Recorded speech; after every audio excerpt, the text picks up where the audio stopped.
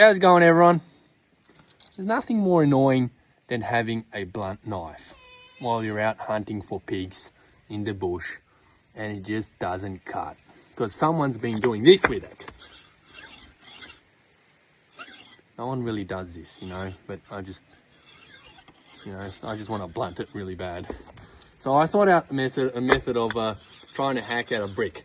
Anyway, I'm just going to show you some tips that I figured out over the years to quickly sharpen a blunt knife. Right, we'll get to it.